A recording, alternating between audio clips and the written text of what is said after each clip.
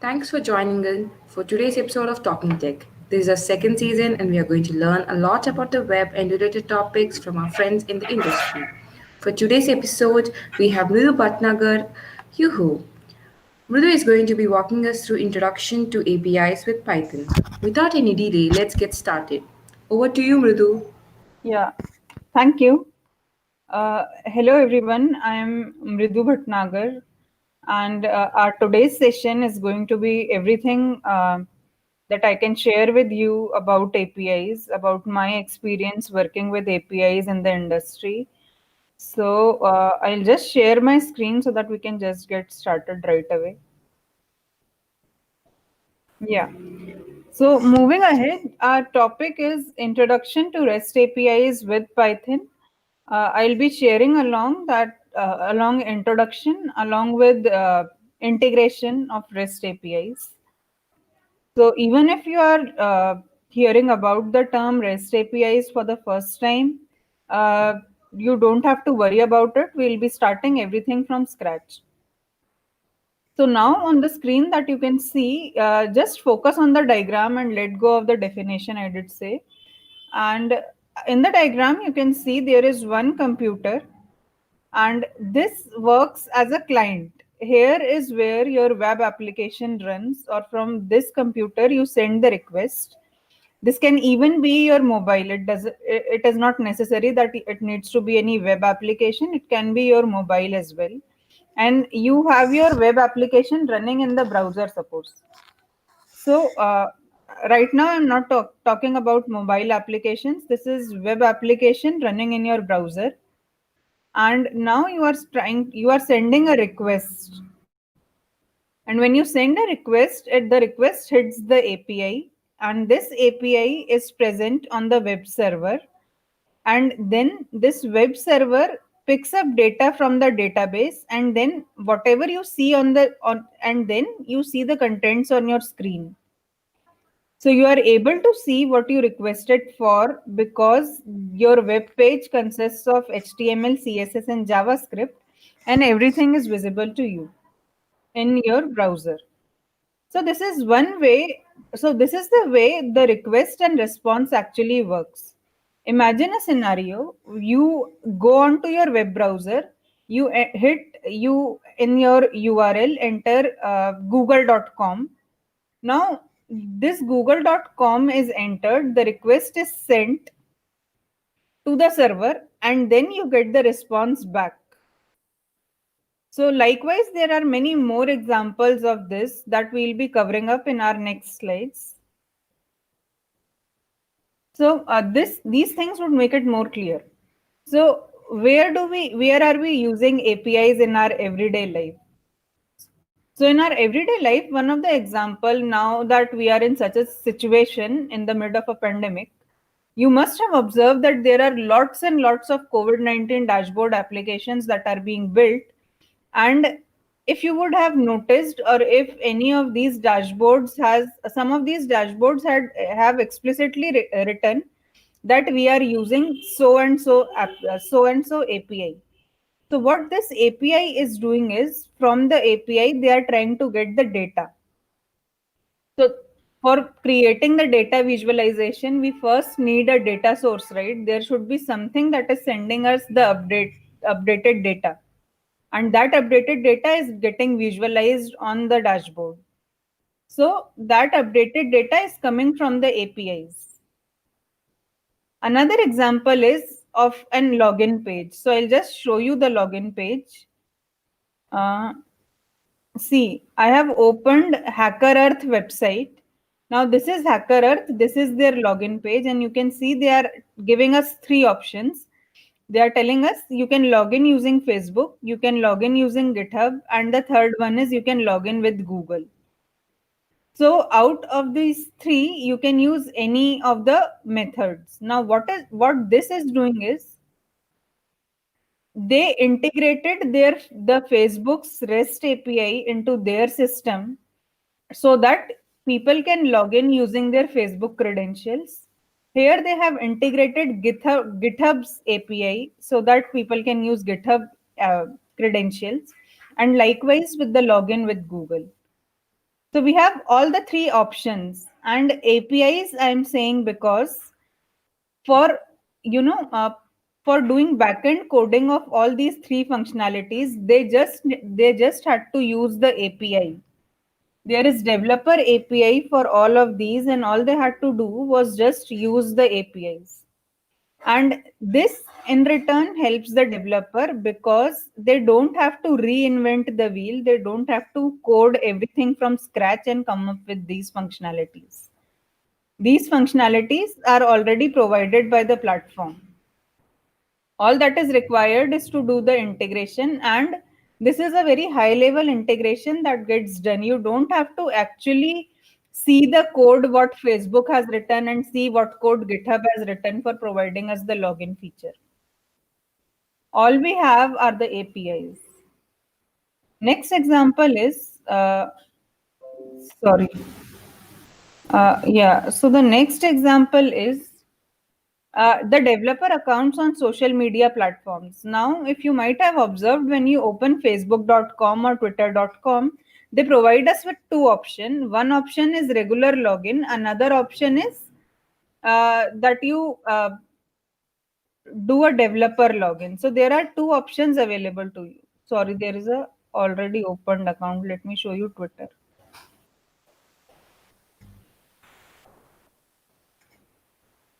Yeah.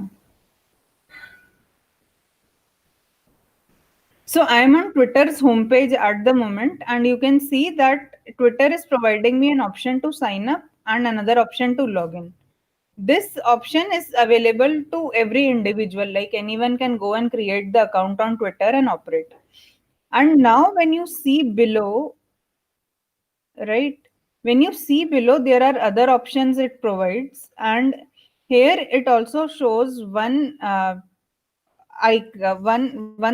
option as developers.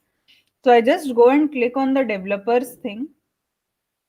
Now this is a separate account. This is for developers so that they can add the Twitter functionality in their application. Suppose you are doing a project for your college and then you decide that, okay, I am interested in pulling out all the past 7 days tweets from Twitter for a given keyword. And then for such a use case, what you do is you create a developer account on Twitter and ask Twitter for a developer, like for Twitter API access. So APIs in layman terms is something that provides you a high level overview, and it just provides you the functionality. You are least concerned, or you don't have to be very much concerned of how internally the code is working. At the end of the day, Twitter and Facebook are not going to show us their code, right? So this is one of the examples of APIs. And then another example is the chatbot. So you must have observed that when you go on various platforms, suppose you go and check any company's website, and mostly on the right hand side there is a small pop up that says, "Welcome to our customer support. How may I help you?" So these chatbots, if you see, a lot of companies built their own. So a lot of companies have them inbuilt, and also there are a set of companies that integrate an API to get the chatbot functionality. So in those, the ones that do API integration for the chatbot, you would observe that there is a line written powered by and a different company's name. So there is a possibility that you are actually seeing some different company's website, but on the chatbot you might be seeing that powered by followed by name of a different company. Yeah. So all these examples are something that you can try it out on your own. At the moment, I don't really have a live example for the chatbot functionality, as I don't remember which is that company which is using that feature, but I had seen it. So once you can also just explore the website and find it out. So are there any doubts up till now? Something that is not understood?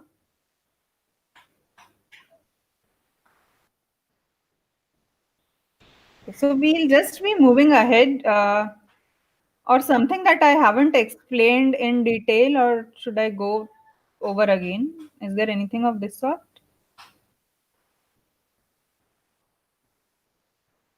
Okay. So I'll just be moving ahead with the types of APIs.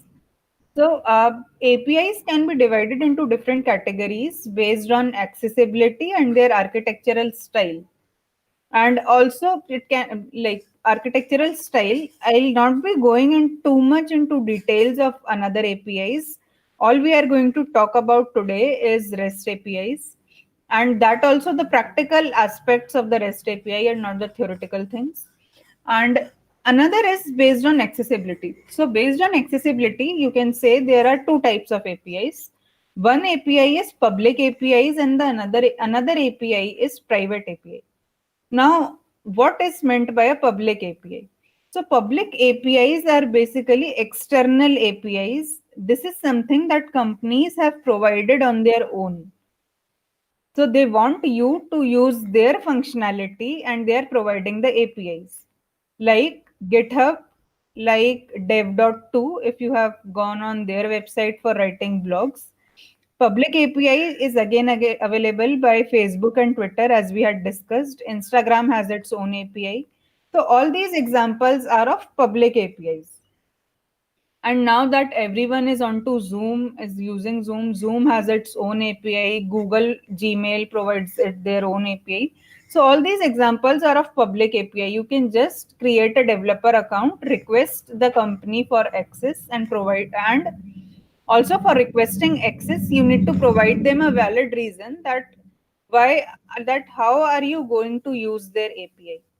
So these folks need to also make sure that the APIs are not being misused for any wrongdoings.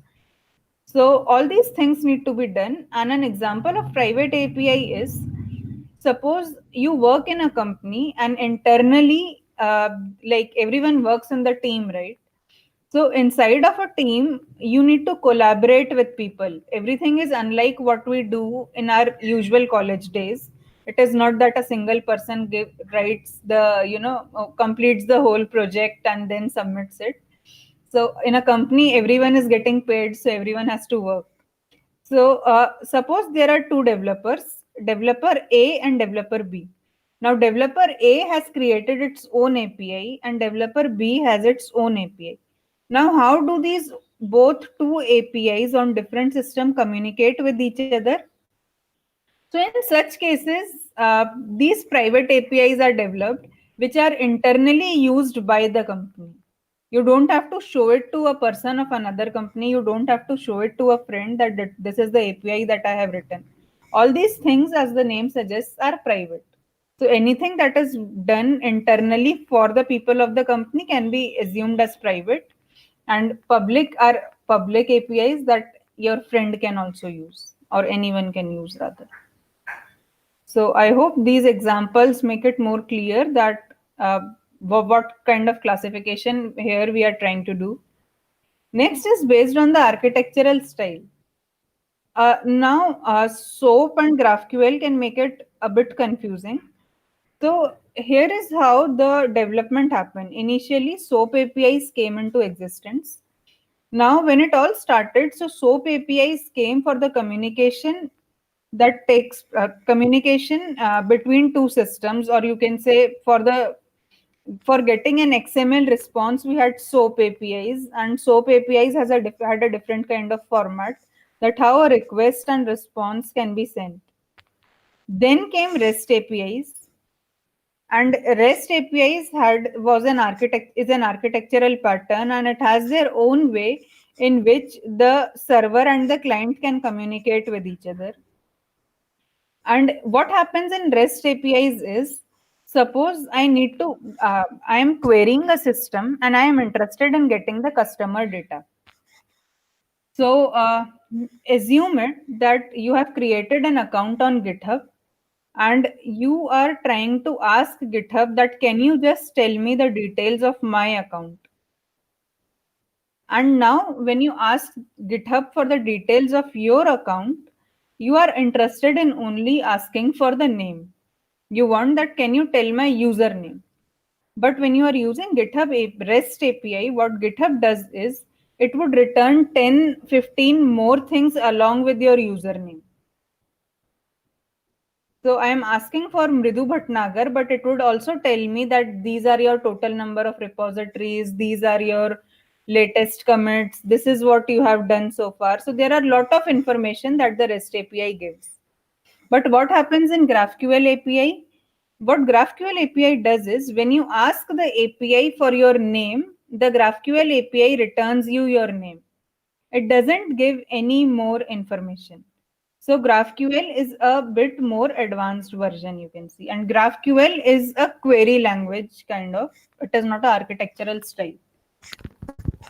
So these are the differences, and all the jargons that I used unknowingly on this slide, I'll be demystifying it later, and we'll be covering what is the meaning of each and every term that I had used. Now, any doubts so far on this slide?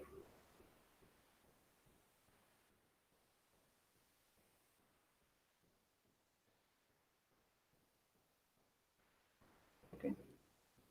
So, if you are along with us and viewing the session, you can just ask your questions in the chat bot, in the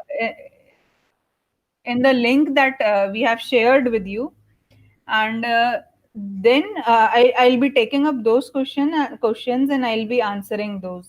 So, if there are any doubts, just put it on the link.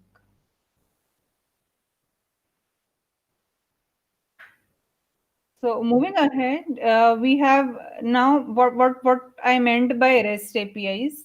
So REST APIs has their own features, and there are a set of things that are most common to REST APIs. And REST basically stands for representational state transfer. These are basically set of rules that developers follow when they create an API. So at the moment, we are not discussing how to create the API part and what are the rules. That is not the agenda for the talk. What I am discussing would be how to integrate the external APIs.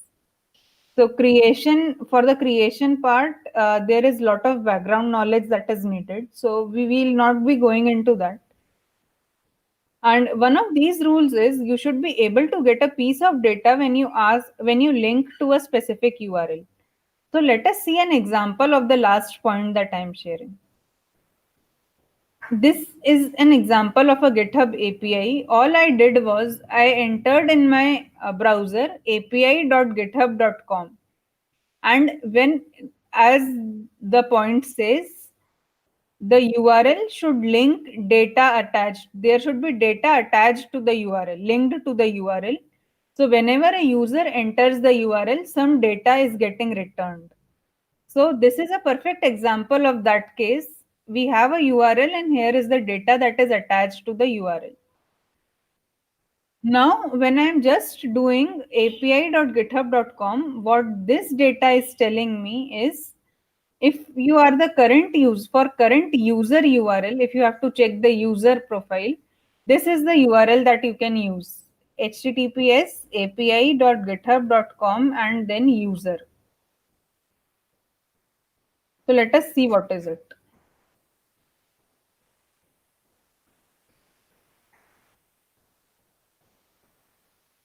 Okay, so it is not giving us the access because it expects that we are authenticated. Somehow my name is also not coming. But uh, just a second, I'll try with another. And so whenever you are working with APIs, you need to first have a look at the documentation. What is the URL that it accepts? Just a second. If you want to check the GitHub API and what URLs are possible and what URLs we can use, so you can just check out the GitHub REST API documentation, and it tells us everything that how these API needs to be used. So the URL here is http api.github.com users octocad orgs. So this is how this is like all the API documentations are beautifully written, and any doubt you can just consult the documentation. So this was one example of the APIs part that I was discussing. So any REST API should have some data attached to the URL link. Now integration. So as the name suggests, integration means we are trying to integrate two different systems. So you have a client and you have a server. We are trying to link both of them. Client is sending request to the server and the server is responding back with the response. So it is just like question and answer. I am asking a question to you and you are responding me back with your answer. So analogy to this is just like a question and answer system. Someone is asking you the question and other responds back with an answer. So you can imagine that the client is asking the question to the server and the server, it's the duty of the server to reply back and give the response back to the client. And we are saying it integration because we are trying to create a system, we are trying to integrate two separate systems with our API. And another example of this could be I am writing my program and I am writing my program and I am interested in using Twitter's API to pull all the latest tweets. Now, what I have to do, I would just integrate Twitter's API in my code. So, this is one case of integration. Any doubts up till here? You can ask the questions in the link if there are any.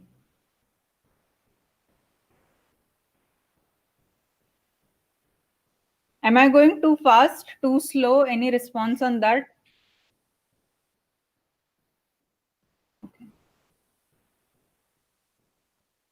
So next is request and response, as these were the two jargons that I used in my current slide. So now we'll be talking about what is meant by when I say request and what is meant by saying response. So here is a basic structure. Your request consists of a URL and then it consists of a method. Then there are then there are list of all the headers that are present, and then you send some data. You are requesting something to the server, you send something to the something that is your data. So now example is your URL is something like api.github.com. Now what is the difference? When you do github.com, it takes you to the website. Now website, that whole website is not your API. API is different. That's why the URL is api.github.com. Both the URLs are different. And then your github.com returns you the complete website. But here I am interested in getting only a very specific information from the website. So all I am interested in is I am interested in pulling the data. Another difference is these APIs are something that are meant for the developers, as we developers can understand this. And these are not meant for any common person who is just going and browsing on github.com. So that is where the difference lies. These APIs are not your websites. We are just trying to pull out the data. So this is your URL. How will you get the data or how you will create something else? All these functionalities are done by the methods get, put, post, delete. And then there has to be a common language for communication between the client and the server. Now, what I mean by this, let us discuss with an analogy. Suppose you and your friend are talking over the phone, and then as you are talking over the phone, you must, like, you all know that we must follow some phone etiquettes. Now, what do I mean by phone etiquettes? It is that when your friend is speaking, you keep quiet. When you are speaking, your friend keeps quiet. And this is so that we both are able to understand each other's language and make sense out of it. If you and me both together start speaking at the same time, then none of us would be able to understand the language, and as a result we won't be able to communicate. Same happens with your APIs and computer.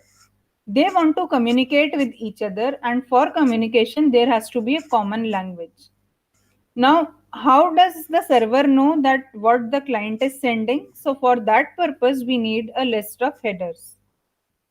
So, your headers would be user agent, language, encoding, and similar things. Languages, I'll be telling up later that what each of these means. So, here is an example of request headers. Request headers are something that you don't have to explicitly create on your own.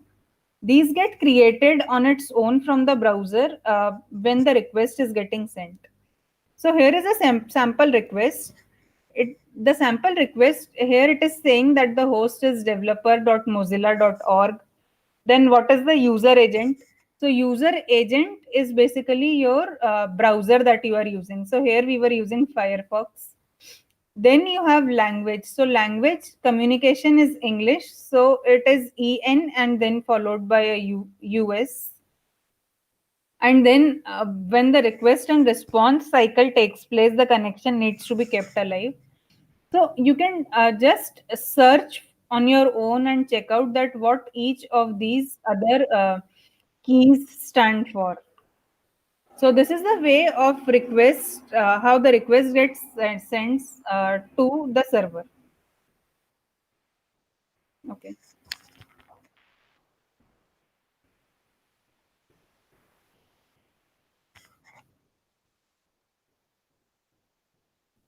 Okay, so for GitHub APIs, it is unlike Twitter. You don't have to ask for the permission and everything. All you need to do is just check out. Just I'm just showing on my screen. I think it should be visible. Uh, so I go on the my github.com screen, and then I am just trying to find out where is the API. When you go in the when you scroll down to the bottom of github.com, you will see a developer API option. And then when you see the developer API, you have all the options. See, it is showing here REST API.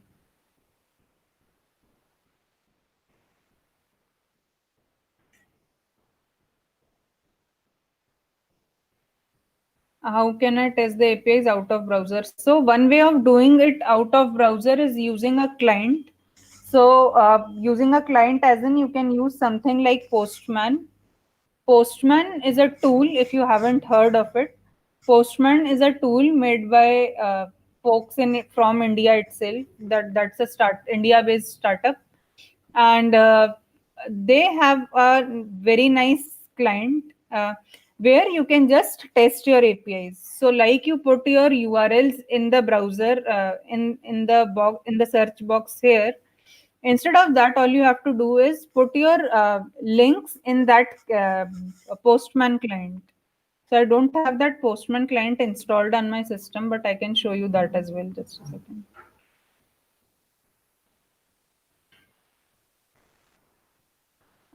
This is very easy to use. All you have to do is just specify what method you are using. It looks something like this. Is this visible to you? Yeah. So all you have to do is go onto the Postman website, and then once you go to the Postman website, it will ask you to download the client. All you have to do is download the client based on the operating system that you are using, and then you can just this is the search box.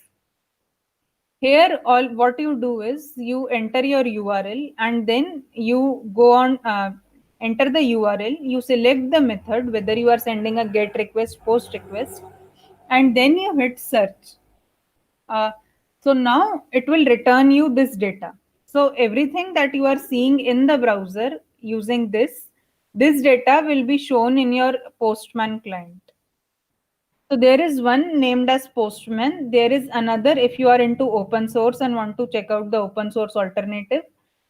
The one that I have heard of and not used is Postwoman. And recently I came across the link that its name has got changed. So you will need to search for it. What client is it? So all these options provide you an option to test outside of your browser. I hope that answers the question.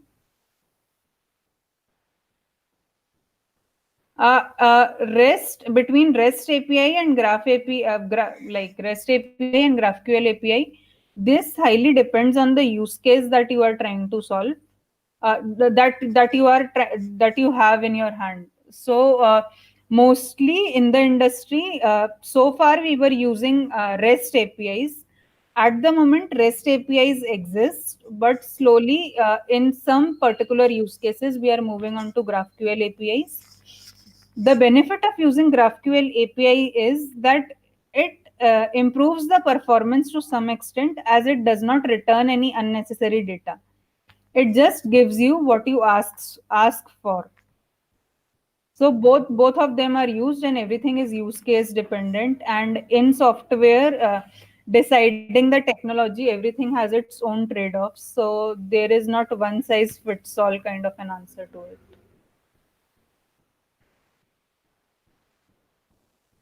Yeah, so we can create our own APIs. Sorry, I didn't get the last part. And use it free.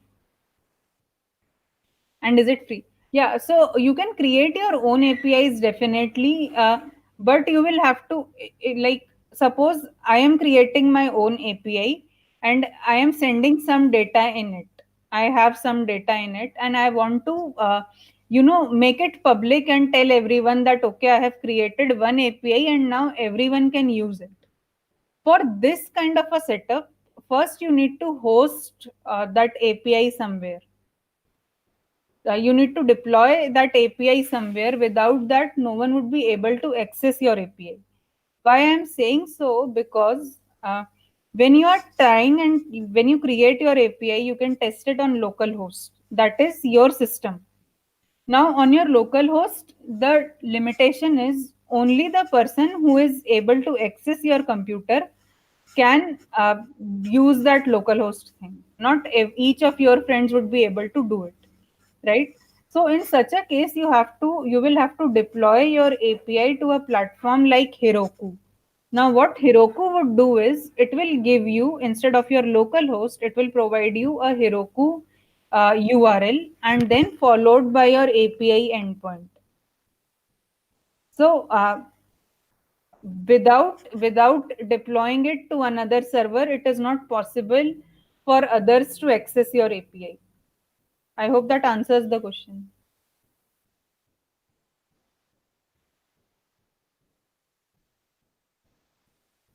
On which software we create our work on APIs? What? Okay. So for writing APIs, there is no particular software that we use. For writing APIs, all you need to have is the knowledge of one language and one framework. That is sufficient to create the APIs. Now, if you are a Python person, a good way to start would be using Python and the minimalistic micro framework named as Flask. Flask provides you with the functionality to create API endpoints, and you can just easily create the API endpoints and use it on your own. Even you can use your own API endpoint. So if suppose if you are a full stack developer, and usually what happens is the backend person and the front end person communicate with the APIs. Backend person sends some data to the front end person, and that is how that communication takes place using JSON. Now, what is JSON? We'll be covering in the next slide. So this is how the communication takes place. But if you are a full stack developer, all these things can be done by you. So you yourself can create the API, you yourself can consume the API. And no external software is not needed for that. External software we are using only for testing the API. Other part is only using the language and the framework.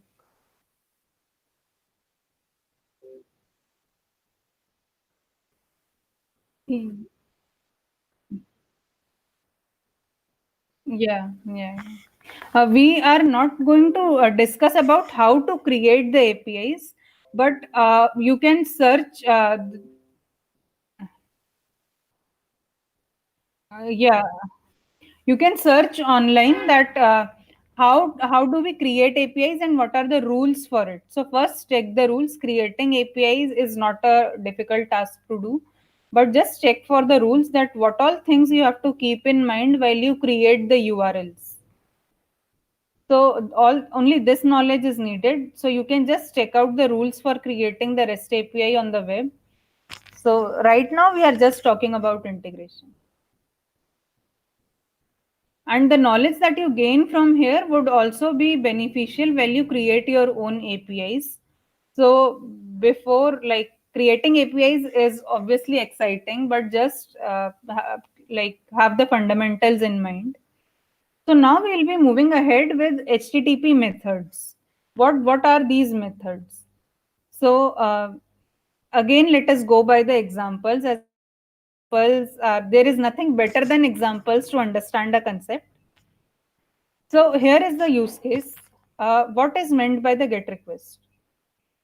Imagine you enter a pizza shop. Let us think that we are going in Domino's. Obviously, we are not going, as each of us is inside our homes. So you just have to imagine you enter a Domino's pizza shop and you go to the person there on the counter and you ask him that, can you please provide me with the menu card? Now the person on the other end provides you with the menu card. Now this procedure, this thing is a GET request call. How is it a GET request call? You are asking him for the menu card, and the menu card has each and every pizza that Domino's is serving. So GET request in systems is also the same. You are asking your API to return you all the customer data, or in this example, you are asking your API to return all the available pizzas. So that is a GET request call. Get is getting. I am only getting. I am not interested in anything else. All I am interested in seeing is what all pizzas are there for me. So this is a simplest of the examples, and this is of GET request call. Also remember, GET request call is a call that can be tested in the browser. So this is your GET request call. Now moving ahead to POST request call. What happened now was I was very keen on eating that pizza now that I already saw the menu card. I figured out that okay, I am interested in eating a cheese pizza. I ordered him cheese pizza, and I just told him the toppings, and I excitedly told that the crust has to be thin crust and my pizza is having this, that. You create a order. Now this creating an order for you, that guy will create a new order. Creating needs to be remembered with post. Whenever you are trying to create anything, that is post request. Post means create. Example of this can be, you go on a completely new platform where you have never registered before. You are trying to sign up. When you sign up, in their database, a new entry is getting created. Insertion takes place. So now when the insertion takes place, this insertion, so a new entry is getting created. So all this process is again a post request call. Post means creating anything. And this post request is not visible to you because all of this is happening at the backend. This is a post request call. Next, we move on to put. Now, what happened? Out of excitement, I did tell the person at the other end that I am interested in a thin crust cheese pizza. But then I was still going through my menu card and I came up with the farmhouse pizza. I just saw that farmhouse is also written on it. What I did was, instead of canceling the order, I just told them that you have already placed my order. Can you just update it with these and these things? And I just got my pizza updated from, suppose, Margherita to farmhouse. Now, this is an example of put. Put means you are trying to update something. Remember, post and put are different. In post, we were creating. Put is when you have already created something. So these are the analogies to understand that what each of these methods mean. Last is delete. Now in the delete case, what happened was, out of excitement, I did order everything that I could, and then I realized that this is probably not the very good time or the right time to have a pizza, and I must control myself and not have it now. And then I again go to that person and ask them that, can you please cancel the order? Now, what cancellation is, it is deleting something. I no more want what I had asked for. So this is the delete method. Are there any questions in this?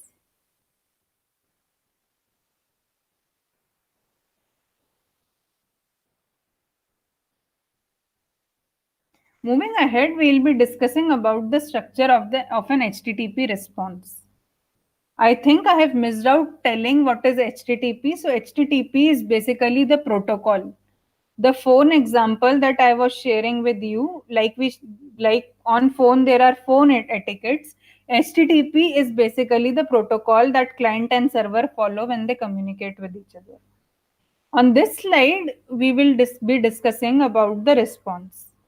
So your response contains a status code, then you have headers, and then there is body. Body is basically we are sending the data back to the client.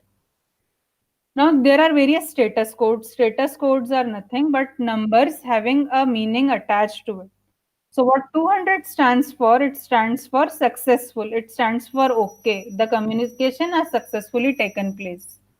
What 500 stands for, it stands for there is an internal server error. Now client is requesting something to the server and the server is unable to respond. The error then returned is 500. Now another error is 404. 404 is not found. What not found means is that you are requesting for something that doesn't exist on the server. So then you get a 404. Headers are same as what we were seeing in the request, that there are certain kinds of header that tell us about the user agent, content type, and things like that. Then we have a body that is basically the response that we are trying to send back to the client. Now here is an interesting example. If you are on your laptops, you can also check it out, but if not, you can just follow me along. We will see what this does. All I am doing is, this is an API URL. Someone has created an API on their own, and that is the URL of this API. So all I have to do is send get request call on this API. See, the URL is https double slash then http.cat/ then we are sending the status code. Now, what this API does is, it is very simple. It just returns you a cute cat picture along with the meaning corresponding to the status code. 200 means okay. Your client is working fine, your server is also working fine, and the communication has successfully taken place. That is 200. Now, what does 404 stands for? So, 404 is not found. See, 404 is not found, and then here is a very relevant picture that cat is hiding herself in between all the papers around. So, likewise, when you are requesting something and that is not found, that is not available anywhere, that is 404. Then you have 500, and 500 is basically internal server error.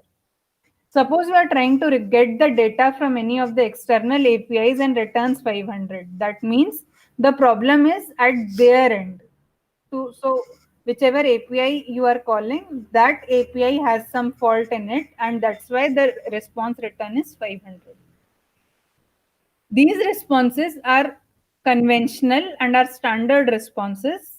You should not try to change the meaning of the responses when the change the meaning of the responses.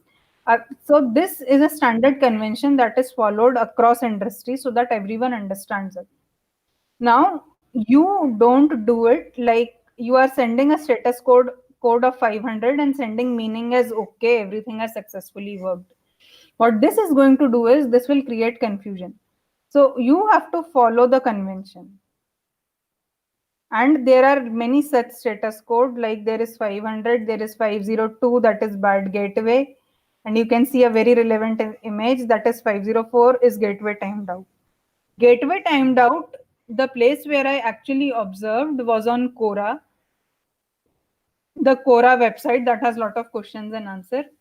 So a lot of times it happened that I used to go on Quora and it used to return to me that sorry, gateway timed out, error 504. So these are the some of the interesting use cases, and here I have just for your experimentation purpose written some of the status code that you can check out on your own. Any doubts so far?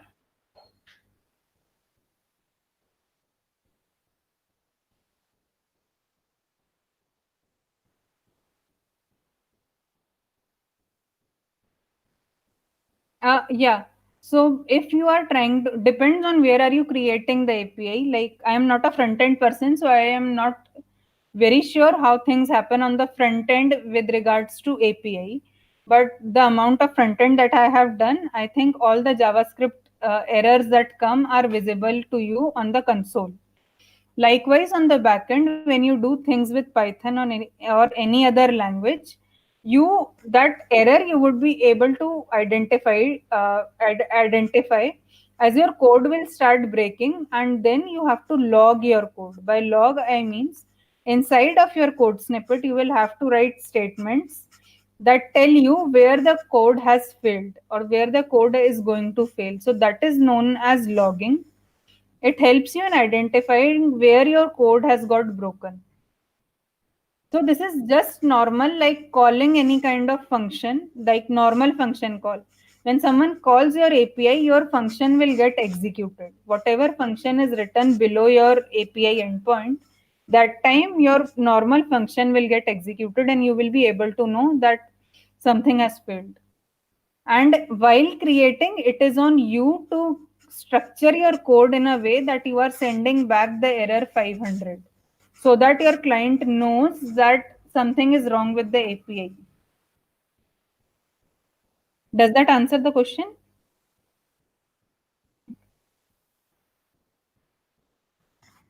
All right. So now we have covered quite a lot of things, that what is an API, what are REST APIs, we have discussed what is GraphQL, then we talked about HTTP, then we discussed response request, what each of these response requests consists of.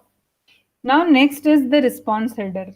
So, as you can see, there is some similarity between request and response headers, but the crux of everything is the headers. What they are trying to do is they are helping the client and the server to understand that how things should communicate, or they are telling a more information about the request that is coming. Likewise, when we have response headers are basically these things that are trying to send all kinds of information regarding the response to the client. And what if you are interested in understanding the meaning of each of these keys, all you have to do is just do the search. However, these we don't add explicitly when we are writing code. This is something that is automatically added on its own. So this is just a good to have knowledge.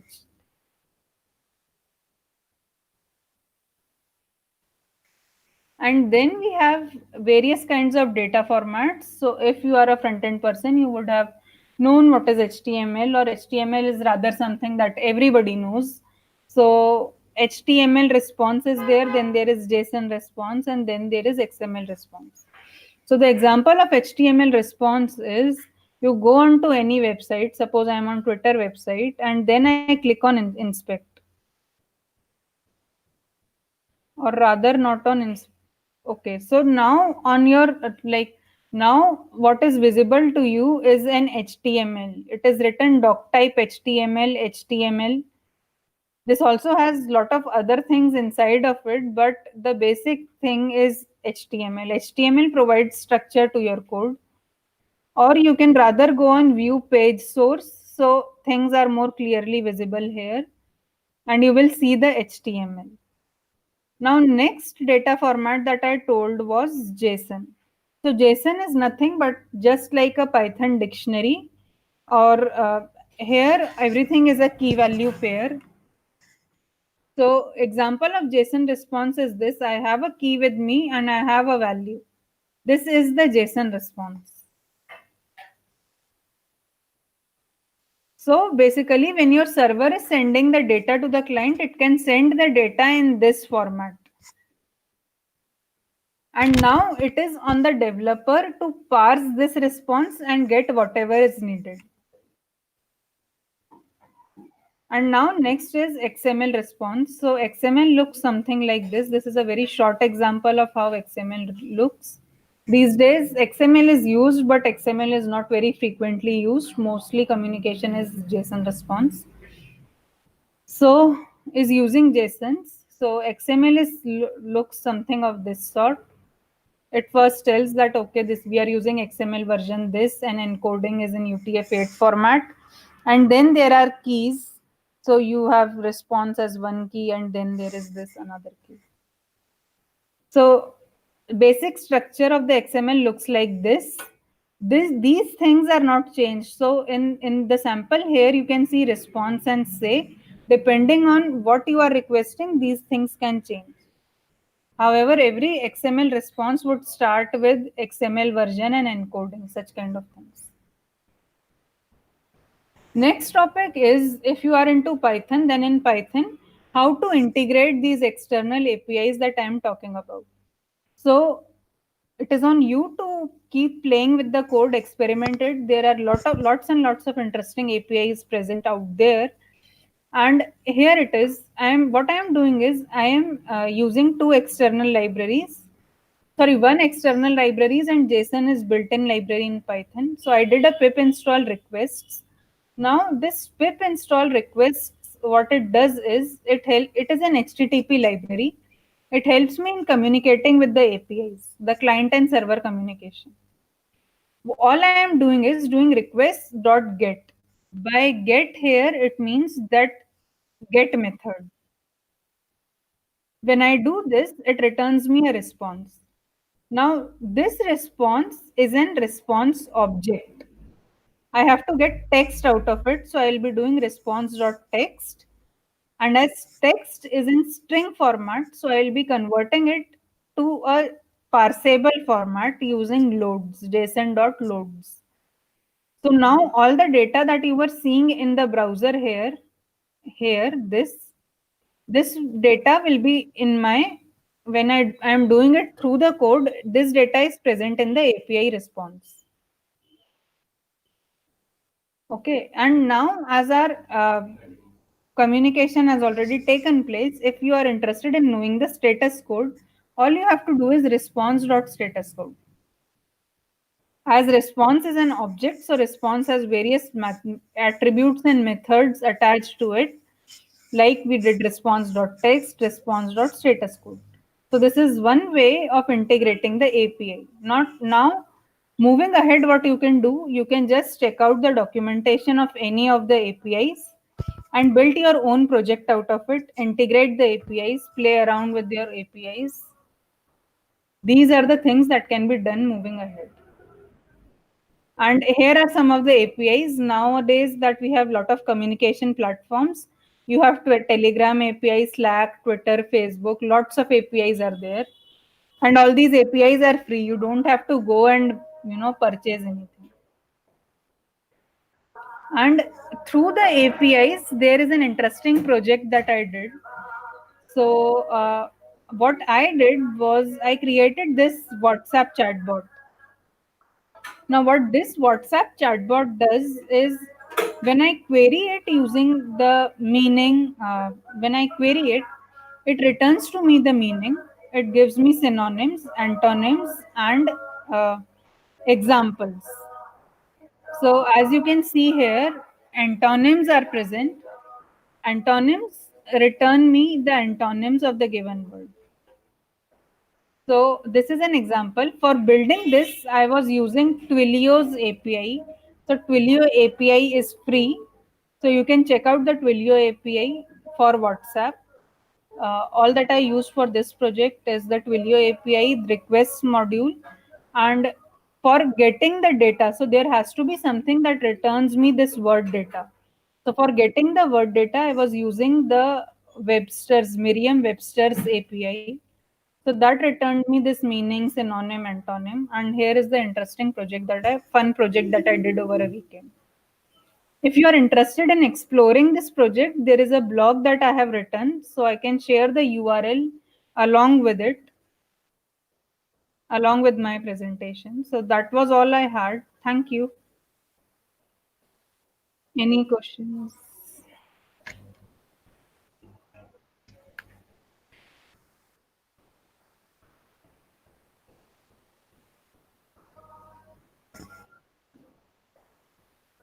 No questions?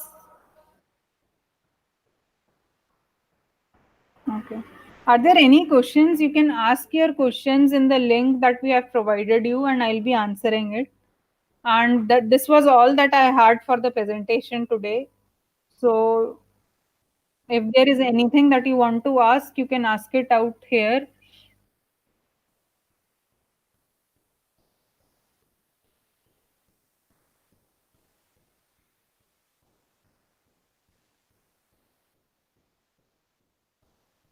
Okay, so there are no as such specific prerequisites for creating the chatbot, but all you need to know is what we discussed in the session today. So we talked about what are REST APIs, how to integrate the REST APIs. In the chatbot, all I am doing is integrating Twilio's API and I am integrating Merriam-Webster's API. And all, okay. And also regarding the information that how to use the APIs, so each of the companies provide a very good documentation of these APIs, so you just have to browse through the API documentation. That is all that is needed, and you will be able to find out the answers. Apart from that, regarding how the querying is done, those are the logics that I had written on my own, that how the like what kind of request the user is sending, what kind of response the API should send, all the formatting and styling of the response, these are the things that I had created and logic written the logic on my own, so that is not what the API is written.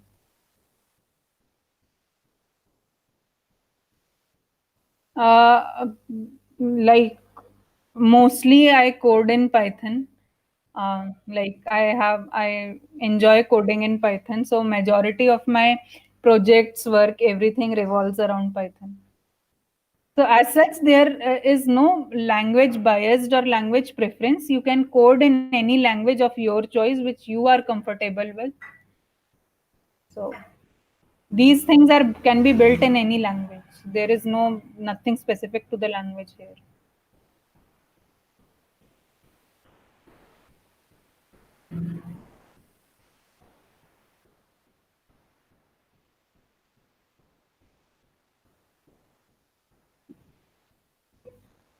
Okay.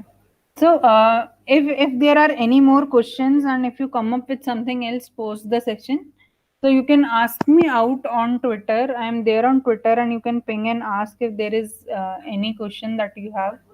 So it is at the rate Mridu followed by double underscore.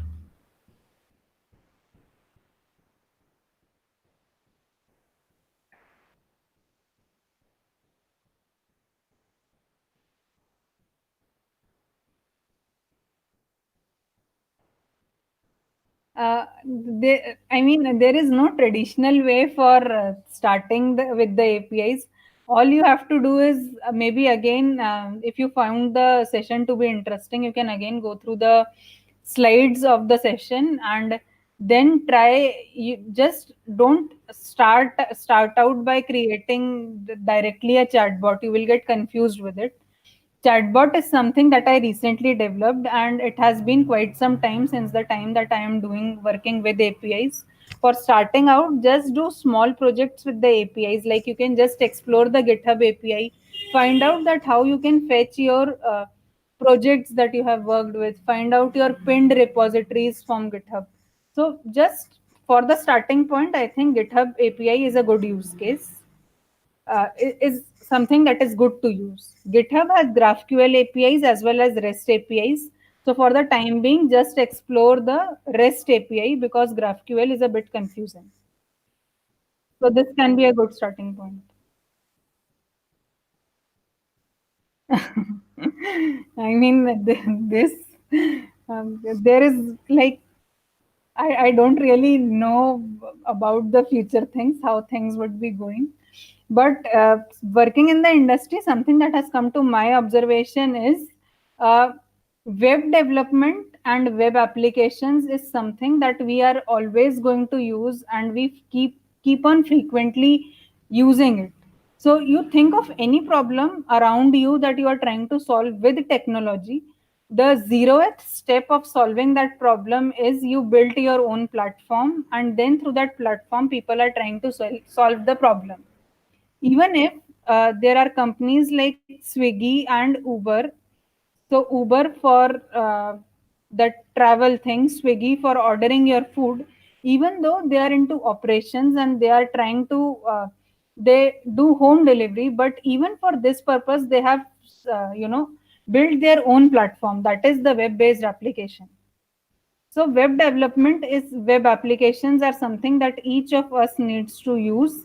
And even when you are creating your own project, suppose I am very much interested in creating something on my own, that is also the point of time that I can just create a web application and use it.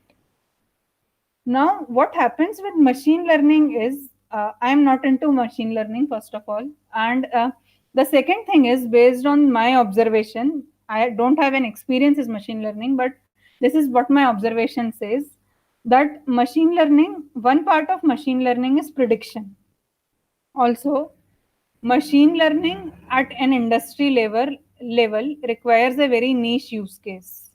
Companies need to have a use case where they are trying to implement machine learning, where they are trying to use machine learning.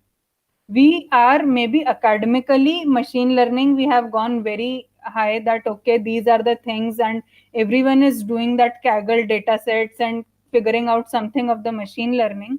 But at the crux, like, everyone needs to know programming. Even though you are trying to enter machine learning, programming is something that programming applications or programming for that sort is something that everyone needs. And future of it depends highly on what startups come up, what ideas do people come up. If there is a niche use case, then we definitely use machine learning. But lot of everyday problems are solved using these web application kind of things.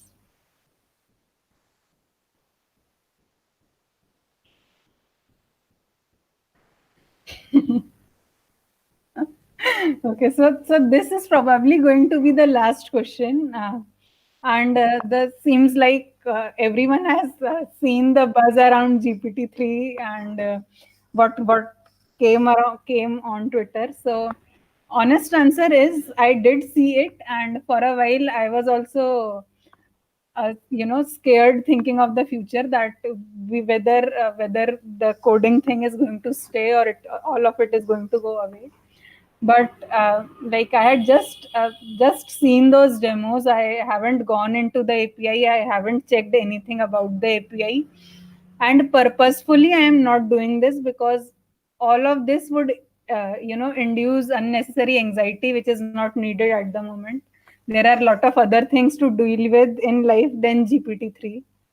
So might sound very weird, but that is really an honest answer, that it is exciting to look at the prospects of it. A lot of people are building a lot of uh, interesting stuff, but as long as that is not personally hitting us, we can keep up with our own things.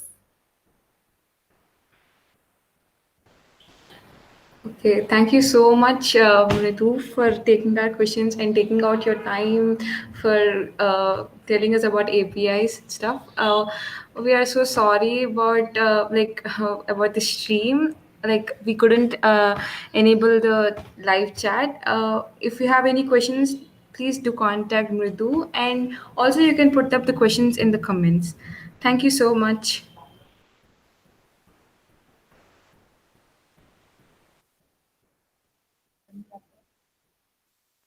Okay.